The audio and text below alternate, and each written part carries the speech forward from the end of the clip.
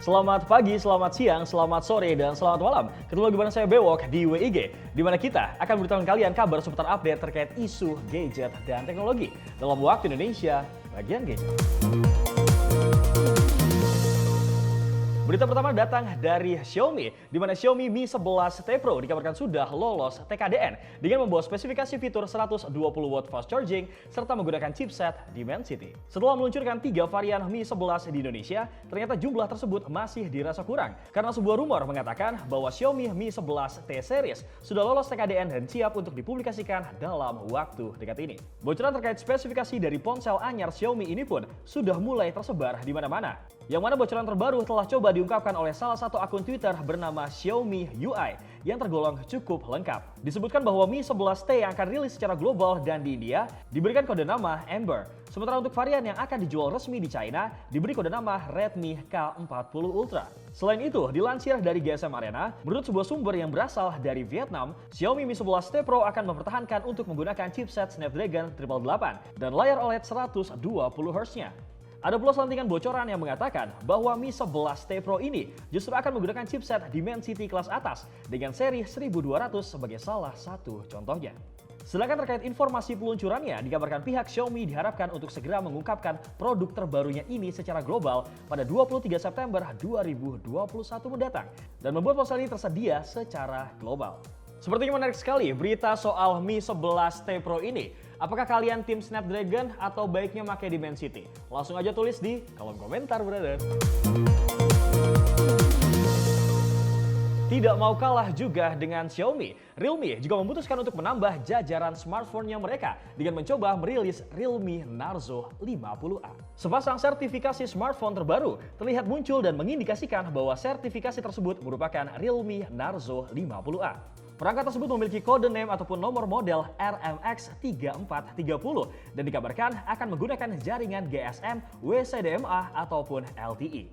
Selain itu, bocoran terkait perangkat ini juga terlihat dari sisi kameranya, di mana situs kamera fv5.com mengungkapkan ponsel ini akan membawa kamera utama beresolusi 13 megapiksel dengan aperture f1.8 dengan kamera selfie beresolusi 8 megapiksel.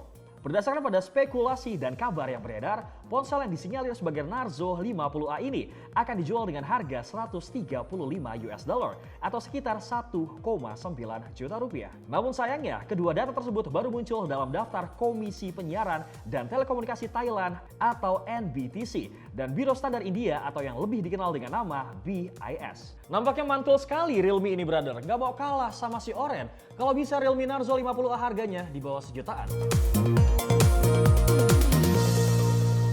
Tampaknya HP yang dibuat khusus oleh Snapdragon, yaitu Smartphone for Snapdragon Insider, terlihat semakin meyakinkan dengan mengalahkan skor di SOMARK kamera iPhone 12 Pro. Perangkat yang digadang-gadang merupakan ponsel yang mampu memaksimalkan kemampuan chipset Snapdragon 888 dengan paling maksimal, akhirnya menerima hasil review terkait kualitas kameranya oleh situs DxOMark. Tapi sebelumnya perlu dicatat bahwa sebagian besar reviewer ponsel ini merasa kalau performa kamera tidak terlalu maksimal, sehingga sepertinya pihak DxOMark telah melakukan investigasi terkait kualitas kamera di ponsel ini sejak sebelum HP ini rilis secara resmi. Hal ini juga diperkuat dengan rumor yang mengatakan bahwa smartphone Snapdragon Insider ini dijanjikan akan memiliki pembaruan yang akan memperbaiki tekstur gambar, noise, mode resolusi foto yang lebih tinggi, autofocus, HDR yang dioptimalkan, dan pengurangan noise multi bingkai. Yang semua fitur tersebut telah terlihat prima pada saat proses review kemampuan kamera oleh pihak DxOMark. Pada intinya, DxOMark memberikan skor keseluruhan untuk HP ini mencapai 133 poin dengan skor spesifikasi 142 poin untuk bagian foto. Dalam hal tekstur, dynamic range, dan juga autofocus, DxOMark mengklaim semua bagian bekerja dengan optimal. Bahkan hasilnya mampu dan terlihat lebih unggul dari Xiaomi Mi 11 Ultra dan Apple iPhone 12 Pro.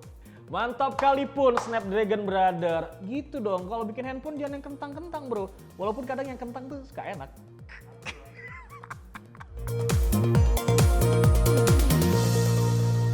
Xiaomi secara resmi telah mengeluarkan video unboxing dari Xiaomi Mi Mix 4.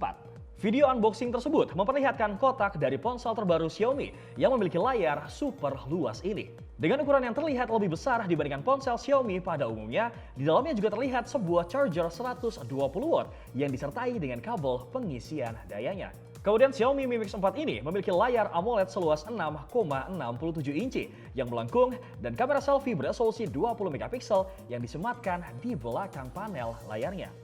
Secara spesifikasi, Mi Mix 4 ini ditenagai oleh chipset Qualcomm Snapdragon 888 Plus ditambah dengan kapasitas RAM 8GB atau 12GB dan internal storage 128GB atau 512GB. Charger berkapasitas 120 wattnya tadi akan digunakan untuk mengisi baterai berkapasitas 4500 mAh yang diklaim mampu mengisi daya hingga penuh hanya dalam waktu 15 menit saja. Sementara untuk kameranya, Mi Mix 4 memiliki kamera utama beresolusi 108 megapiksel dengan OIS, zoom periskop 8 megapiksel yang distabilkan secara optikal serta kamera ultrawide beresolusi 13 megapiksel. Xiaomi Mi Mix 4 dikabarkan akan dibanderol dengan harga $770 atau sekitar 11 juta rupiah. Nampaknya ini sebuah masterpiece yang teramat sangat dinanti, brother. Mungkin besok-besok selain kamera under display, Ko Alvin bisa membuat kamera underground.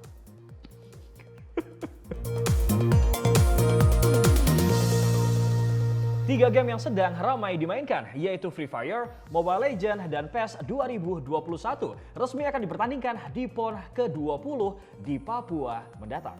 Sekjen Pengurus Besar Esport Indonesia atau PBESI, Frankie Ong mengatakan, tiga game tersebut dipilih untuk mewakili tiga genre, yaitu MOBA yang kedua tim berada dalam satu arena pertandingan, Battle Royale yang melibatkan banyak pemain dan memadukan elemen survival, serta terakhir adalah elemen sepak bola. Masuknya e-sport dalam rangkaian PON Papua 2021 ini diharapkan bisa membuat kesempatan untuk para pecinta e-sport untuk bertanding dan membawa nama besar daerah mereka masing-masing. Dalam keterangannya, peserta bisa mulai mendaftar mulai tanggal 18 Agustus 2021 melalui platform Garudaku.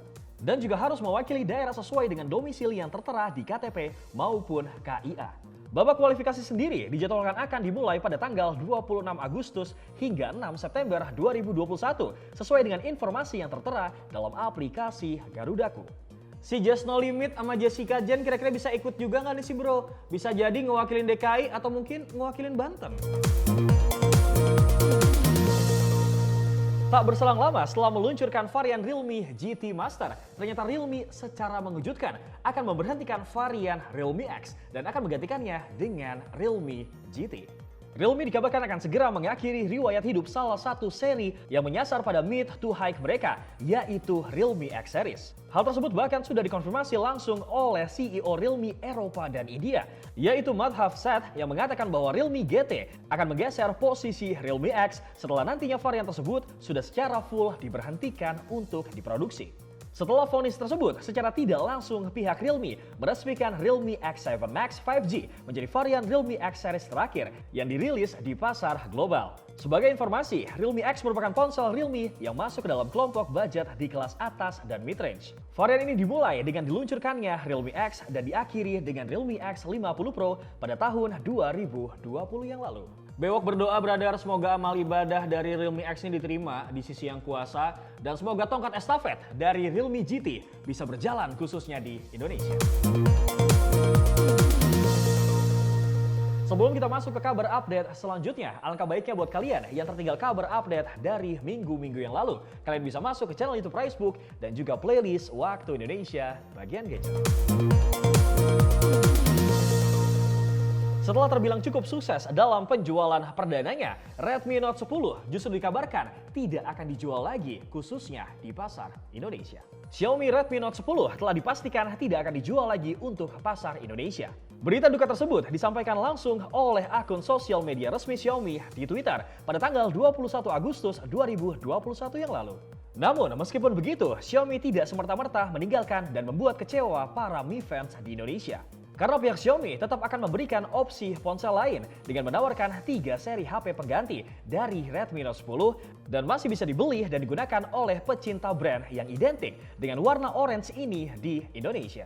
Sayang si Patu Gelang, brother. Nampaknya Bewok sebagai Mi fans juga cukup kecewa. Tapi nggak apa-apa, ini mungkin karena dampak dari kelangkaan chipset, brother. Kita doain aja semoga Ko Alvin nanti semakin bisa memberikan handphone dengan kualitas bagus dan harga yang